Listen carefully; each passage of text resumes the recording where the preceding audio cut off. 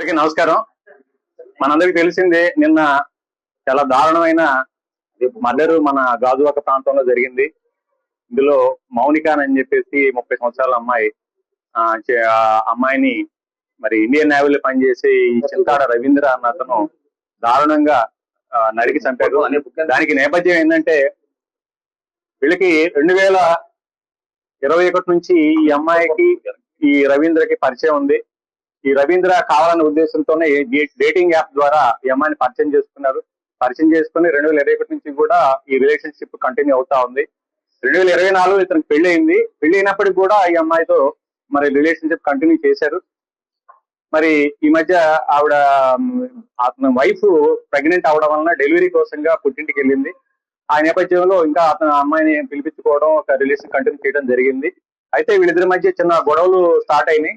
ఆ గొడవల్లో ఆ అమ్మాయిని ఏదో రకంగా చంపేయాలన్న ఉద్దేశంతో అతను నిర్ణయించుకున్నాడు. నిన్న ఆ ఉద్దేశంతోనే నిన్న అతను అమ్మాయిని ఇంటికి పిలిపించుకున్నాడు.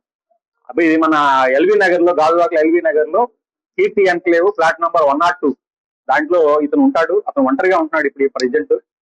అమ్మాయిని పిలిపించుకొని పథకం ప్రకారంగా అమ్మాయితో గొడవ పెట్టుకొని అమ్మాయిని గొంతు పిసికేసాడు. అంటే చెప్పిన ప్రకారం ఏంటంటే ముక్కు నోరు మూసేసి సఫికేషన్ చేసి చంపేశాడు.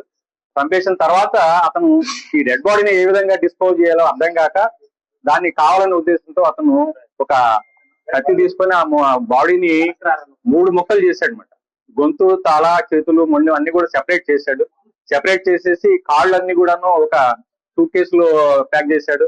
అదేవిధంగా మొండి భాగం ఫ్రిడ్జ్ లో పెట్టాడు. ఈ తల, చేతుల్ని మరి అంటే 1 by 1 డిస్పోజ్ చేయాలన్న ఉద్దేశం అతని ఉద్దేశం. దాన్ని ఏం చేశాడంటే అతను బ్యాగ్ లో పెట్టుకొని మన ఈ అడివివరం రోడ్ లో ఒక నిర్జన ప్రదేశం ఉంది. ఆ ప్రదేశంలో పెట్రోల్ లో తగలబెట్టేసి మరలా వచ్చాడు. వీటిని కూడా డిస్పోజ్ చేయాలన్న ఉద్దేశంతో ఏం చేయాలో అర్థం కావట్లేదు. ఈ బాడీ ఎలా తయారు చేయాలి, ఎలా పంపించాలి, ఎలా డిస్పోజ్ చేయాలని చెప్పేసి తర్వాత అతను మొత్తం లోపల ఉన్న బ్లడ్ స్టైన్స్ కూడా మొత్తం కూడా వాష్ చేసినట్టుగా మనం నేరస్థల పరిశీలన తెలుస్తా ఉంది. కంప్లీట్ గా వాష్ చేస్తున్నాడు. అంటే ఏ విధంగా నేరం బయటపడకుండా తప్పించుకోవాలన్న ఉద్దేశం అతను కనబడతా ఉంది. తర్వాత ఇప్పుడు ఈ డెడ్ బాడీస్ లో ఉన్న ఈ భాగాలు ఎలా డిస్పోజ్ చేయలేక అతనికి దిక్కు తెలియలేదు.